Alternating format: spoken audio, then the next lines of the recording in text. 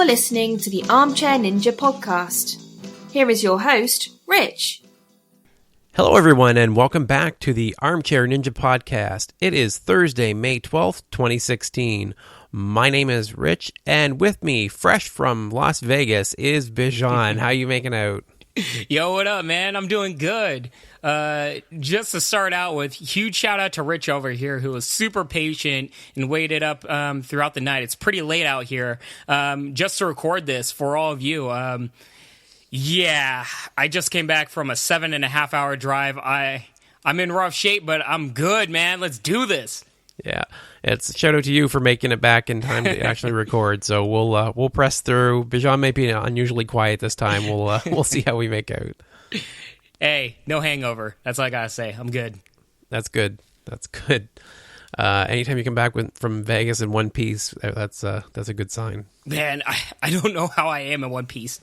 I'm not gonna go into details, everybody, but out of all the stuff we did over this past weekend, me and the boys, I don't know how I'm alive right now. That's great. Sounds like it was a good trip. Oh yeah, good times, man. Okay, so as far as the podcast goes this week, we do have a few things to talk about. We're coming up on the big premiere next month. We have our pending next week, actually, will be our episode with Jeff Britton, the first American Ninja Warrior. Yes. That's pretty exciting. Yes, and a big preview for the upcoming season, too. Oh, man, I'm ready to talk about it. Like, all this waiting around, we have to be kind of subliminal with everything we're talking about, but next week, the chains are off, man. We're going all out, all ham on that next season. It's going to be awesome. We have some news for the podcast itself. We're going to talk about the walk online, some news from there. We'll have our video of the week and a few corrections to make from previous episodes. So let's press on. So the first thing I want to talk about, and I haven't had a chance to tell Bijan about it, very much at least, is we were featured in the local paper here. I reached out to them to let them know about the podcast and what we've been doing. It's funny, our fan base is spread out globally, at least according to the stats I'm getting. Like, we've got fans from all over, except where I live. We have nobody here. I'm the only person from the city that listens. I don't know, man. Yeah, so I haven't done a very good job of selling it locally, so I thought, you know what? Let's get the local paper.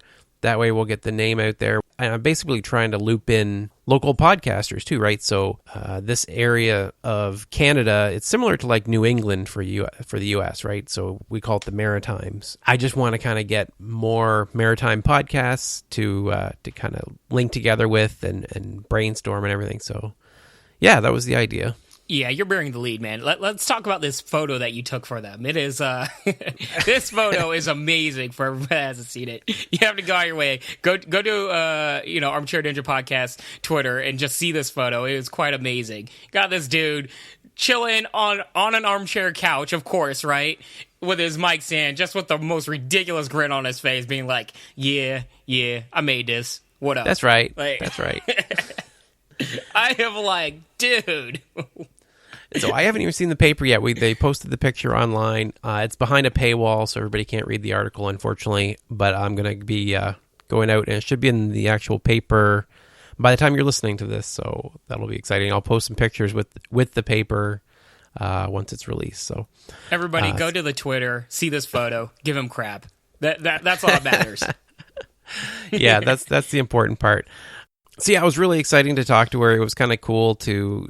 We have this thing where we, blogs and podcasts, and it's all the newest craze and everything, but it's still really cool to see things in print, and being in the local paper will be very cool to see that. Yeah. As a former journalism major, man, I always suggest everybody go out and, give love to their local newspaper. It's really important. So Rich, what was the basic gist of the interview? What was it about? She had lots of different questions. I basically was kind of trying to promote the show itself, and it's funny because there's so many names and so many different things about the show that are really hard to pronounce and to spell. So I'm spelling everything. I'm spelling Moravsky and Kaufman and Midoriyama and Naruski. Oh, actually, you'll be mentioning it as well, right? So yeah. hopefully I didn't mangle the spelling of your name too badly. Everybody knows my name. It's all good. It was a major spelling bee for me. But yeah, I was promoting the show, the sport, the athletes, everything I could possibly think of. And as I said, I was really trying to reach out to fellow podcasters in the region. I want to kind of get some kind of a community going here to help each other, because I have discovered a couple, and they're fantastic, by the way. If you get a chance, and I'm going to plug one of them right now, Sick Boy Podcast is amazing. I absolutely love it. I was not expecting to like it as much as I do. It is fantastic, and I'm telling everyone that'll sit still lately to listen to it. Sounds good, man. So moving on to more relevant A&W news, the Walk Online, the latest in the Walk Online David Campbell experience here.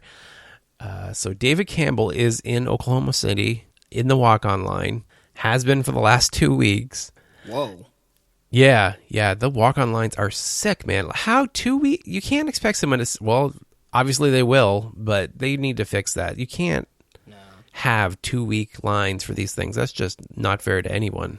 No, not just that. I know how these things run, and honestly, they give maybe an hour, sometimes a few hours, but usually it's about an hour or two just to for walk online runs, and that's it. And when you look at how long it takes to reset the course for everybody, you're only looking at maybe 6 or 7 runs in terms of the walk online. So that's really hard for anybody that's maybe 10th or beyond in that line, and you have to imagine they were there for a few days, maybe a week. So wow, I never knew it got that ridiculous. I really feel for everybody in line, not just David Campbell, but everybody. It shows a major commitment to the sport and a lot of love for the sport, and hopefully, the producers figure out a way to, show a little bit more love towards the people in the walk online. I understand the logistics of why they don't, just because they do have a tight schedule in terms of recording, but hopefully one day maybe there's a better way of doing it. Yeah, they have to learn. I mean, they show some appreciation to the walk online. Even the fact that they have it is pretty cool. But some of the best athletes we've had and some of the best stories we've had have come from that walk online, right? Oh, I completely agree, man. I mean, most of the people that we've seen that have become big on the show actually started out on the walk online. Wasn't it Kevin Bull was on the walk online one time? Right? Yeah, he's probably the most famous one, I think, of the ones that have come through. Yeah, but not just Kevin Bull. I mean, there are quite a few notable names that have come from the walk online. And traditionally, almost every episode that we watch from some of the qualifiers, there's at least one person from the walk online that actually makes it towards the finals. So it's not like it's just a bunch of scrubs, that weren't good enough in their submission videos. Like, these are high level good people that did it. Just, I guess maybe they weren't as flashy enough to get their videos accepted, but I have the feeling that if you were to gauge the people that were on the show, that were approved due to their videos, and then people from the walk online, I think it might be a good mix, 50-50, evil playing ground of the people that can pass the course. Yeah, I think the biggest problem here is that he shouldn't have to be in that line. That's the problem. Oh yeah, definitely. I mean, He's one of the hallmarks of this entire show. And I would be more understanding if he was somebody that's never really done well and isn't he's known but he's not like well known. If he was like one of those people, like mid-tier athletes, I would understand. I'd be like, you know what? He's had his chances. It's time for them to give that spot to somebody else or anything like that, right? This is David Campbell. This guy has been there from day one. He's one of the hallmarks, one of the few people that have run every single season of this show. He is probably the most steadfast name there's been from people that have been watching the show from its precipice. So it's really jarring for him to not be given the love from producers. And not just that, it might say I understand perhaps the people behind the show are kind of doing this changing of the guard. They probably have more applications this year than any other year, so they have to be a little bit more pickier for people that are returning.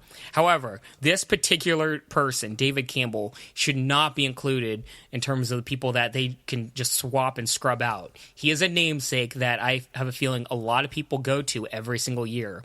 For years, he was my favorite athlete from American Ninja Warrior, and I look forward to his runs every single single year. Not just that, I genuinely cheer for him and want him to do well, just because you see the level of commitment and love that he has for the sport. So it's really jarring that he even has to get to this point. Yeah, I've been rambling. How do you feel, man? Yeah, I think we've covered that part of it. But there are a few extra things to talk about. So he had to raise $1,300 basically to cover his expenses for this time around, because he spent most of his money on a trip to Sasuke, Vietnam.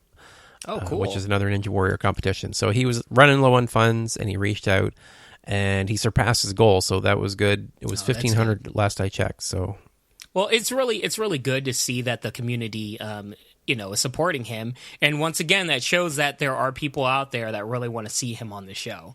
You have to imagine he's going to make it on the show if he's, spent 2 weeks in line. I mean, if he doesn't get on the show, I'm just going to lose it. You guys think I'm bad now? Just wait if he doesn't get on after waiting 2 weeks in line. So I have some extra information. I don't know. I don't think it's confidential, and I tried to clarify, and it doesn't seem to be. So one of our listeners, Shay Pozartsky, who we've mentioned before, and I actually got his name right this time, I think, is actually been hanging out there too. He made his trips. Remember, his girlfriend got injured, and he wasn't able to make it. And then he made the long trip. Yeah. But I don't know really if I cool actually story, updated the podcast. He broke down on his way to, I think it was Indy he was going to that time. So he wasn't able to make it to the walk-on line there. You mean his car broke down, right? Yeah. Okay. What'd I say? You just said he broke down. I didn't know if he meant mentally broke down or something. I'm like, did he have a panic attack? What happened? No. His car. Okay. Yeah. So yeah, he's in Oklahoma City now. He's in the walk-on line with David Campbell. They're right next to each other. Actually, they're working awesome. out. They're working out right now. As we record, they are at Iron Sports training together. Dude, that's awesome. Well, let's hope they both run, man, and we have this big, precedence, Armchair Ninja podcast style, just cheering them on back to back. Yeah, I told him we are behind both of them 100%. I guess they're 10th and 11th in line. Oh boy.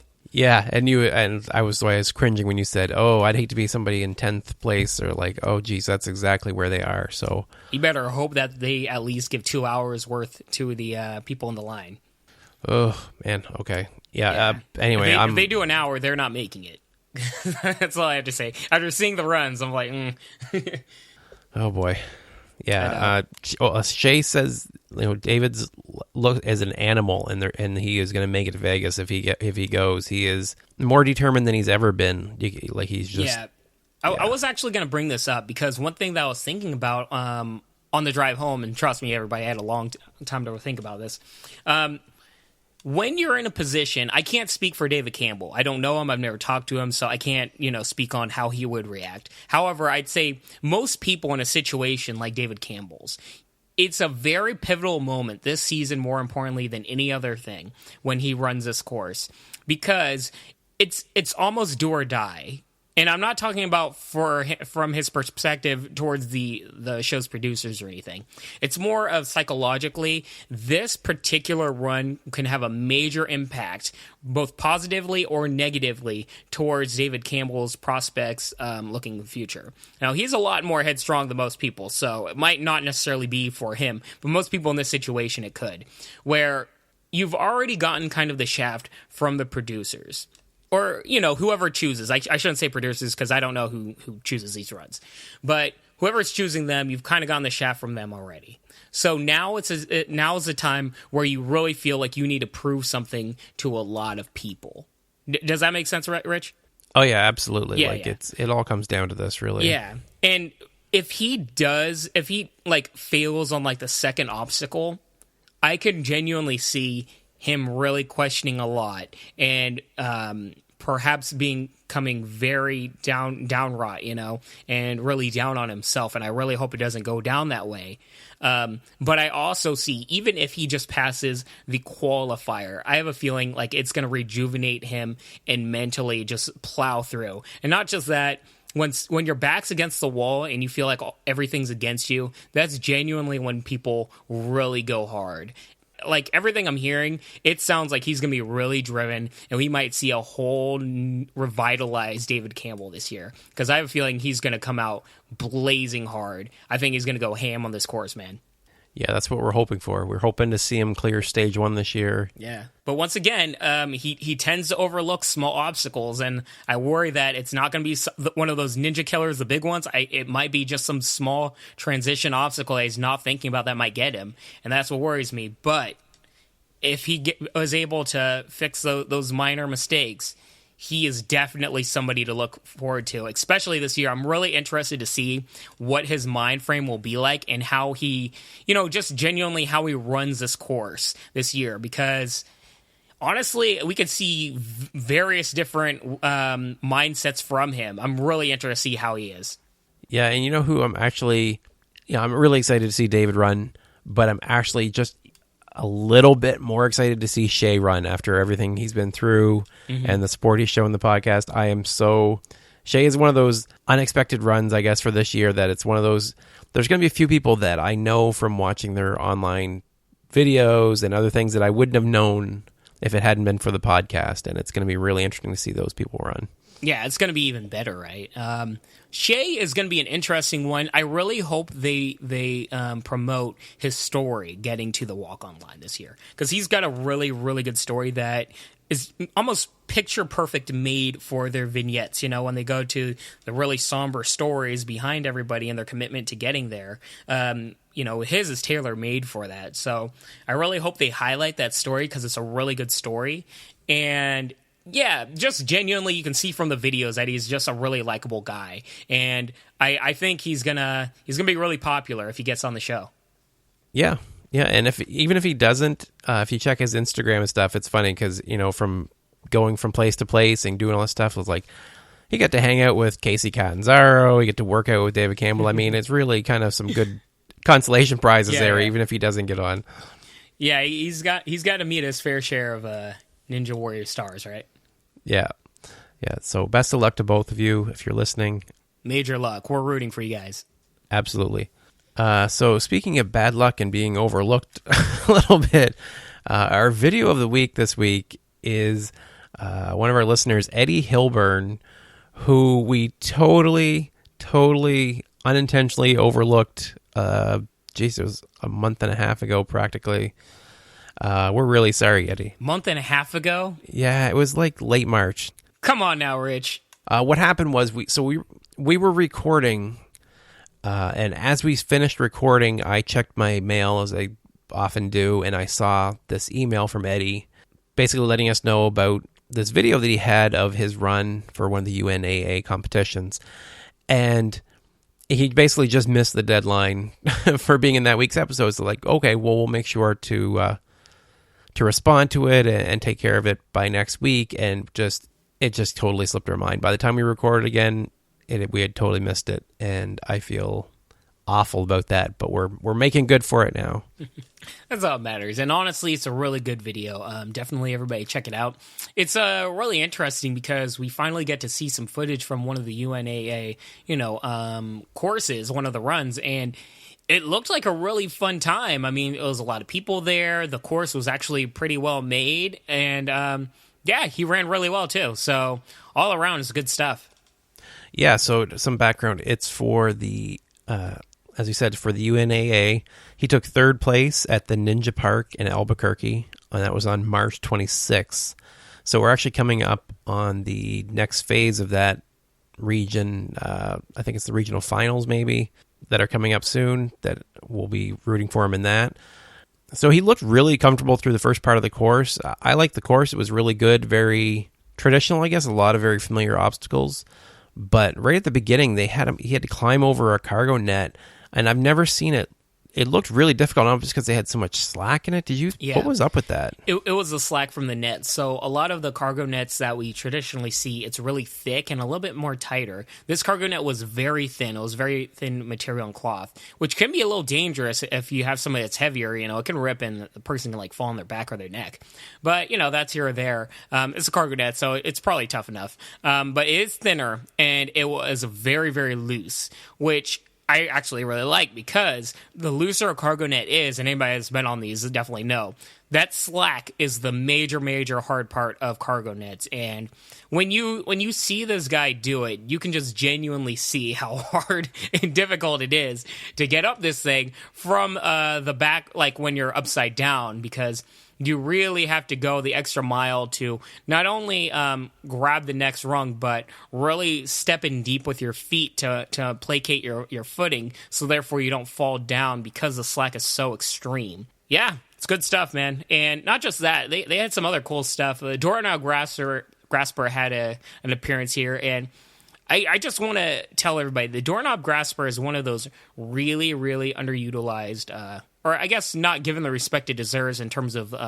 obstacles. Doorknob Grasper really shocked me how difficult it is in real life. You kind of watch it on, the show, and the people that can do it, they can do it well. And the people that can't do it, they can't do it at all. And that is an obstacle that's so deceptively difficult. Oh my God. The spinning and everything around it, it's actually more based upon your wrist rather than just your palm strength. And that's one interesting little thing about it, where technique plays a big part in it. Because if somebody's just trying to muscle it out with their palms and their grip strength, it really isn't going to end well for you. You really have to know the technique of wrapping your wrist around it as well. Yeah, I noticed he seemed to have a little bit of struggle there, and looked harder than we normally see it. Well, I got a kick out of the unstable bridge. What the heck was going on there? So is that legal at different competitions? Because I genuinely don't know. I've never seen it done like that. Where, for anybody that doesn't know, where the unstable bridge is, you traditionally use your hands and you kind of like sweep, downwards it with your hands. This guy brought up his legs and kind of like dragged his body along it, kind of like grasping with both his legs and his hands. I don't know. Is that allowed, Rich? Do you know? I don't know. I've never seen anything like it. I didn't know if it was... I guess they wouldn't make it a requirement, so he just must have did it because it wasn't explicitly against the rules. I'm not sure. It was really strange. Either way, good on him, man, because it definitely it was good strategy. Yeah, it worked. He made it through. Mm-hmm. But man, oh man, that spill on the lache bars was nasty. That looked bad. Oh, he fell right onto his backside, like completely. Yeah. He tried, a gap of lache between bars in front of him, kind of like, I don't know, a gymnast or something. But he missed the bar just a little bit, and unlike the show, he did not have water underneath him. He just splatted in half right on the... He had a little tiny mat, but man, that he's going to be feeling that tomorrow. Yeah, I would imagine. It did not look pleasant at all. But he did complete the course. He was the first person to complete the course that day, one of only 4 people to actually complete it. And he ended up in 3rd place just because of the time. So great job, Eddie. And once again, we're sorry for missing you the first time around. And definitely send us your results from the next level of competition. We definitely want to see those. Yeah, good luck, Eddie. All right, so the next thing I wanted to mention, we did bring it up on the last podcast. It's not going to be as long this time, but there's the Obstacle Onslaught is happening at the Ninja Lounge in North Miami on May 20th and 21st. So if you're in the Miami area, go check them out. It's going to include the regional qualifier for the UNAA. There'll be cash prizes for the top 3 men and women. It's $50 fee to enter. If you want more information, go check them out. It's ninjalounge.com. And one last thing I wanted to cover today is another correction. I mean, we're really messing things up lately. We missed poor Eddie. We had to make amends last week. We had screwed up about or a couple weeks ago, I guess, with the prize amounts. And I messed up the website for Upstream Designs. If you remember our Ninja Architect episode with Jason Huey, I messed up their website. It's actually upstreamdesignco.com. And then I turned around and called them, even in my corrections, I called them, because I tweeted some out on Facebook. Yeah, I called them course builders. No, they're course designers. A little bit different, right? So if you're looking for a course designer, check out upstreamdesignco.com. Yeah. Yeah. I don't know what you always say to that. Yeah, there's nothing to say to that. So that is it for this week. Thank you all for joining us. As a reminder, next week will be our episode with Jeff Britton. So if you have questions, topic suggestions, we have gotten some so far, but we'll definitely be taking more. Let us know what you think, what you'd like to hear us talk about. And yeah, it's going to be a really fun episode next week. I know Bijan's definitely looking forward to it too. I'm hyped. So if you're hyped just like we are for this coming season, give us a shout. Let us know what you think. Oh, and I have gotten some feedback on the potential changes to our theme song. It does look like we will end up changing it. Oh, thank God. Yeah, there is a God, Bijan. You will get a new theme song. So hopefully we'll get a better one underway here soon. But if you do want to save it, if you want to stop it from changing, let us know. I don't think that's going to happen at this point. Yeah, so reach out to us. That's rich@ninjapodcast.com. You can get us on Twitter. That's @ninjapodcast. And you can find us on Facebook as well, of course, under Armchair Ninja Podcast. So once again, thank you all for listening, and I hope you have a great week. Peace. A special thanks to Kathleen Martin for the song Player v Player Remastered from Bandcamp.com. Thank you all for listening and have a lovely day.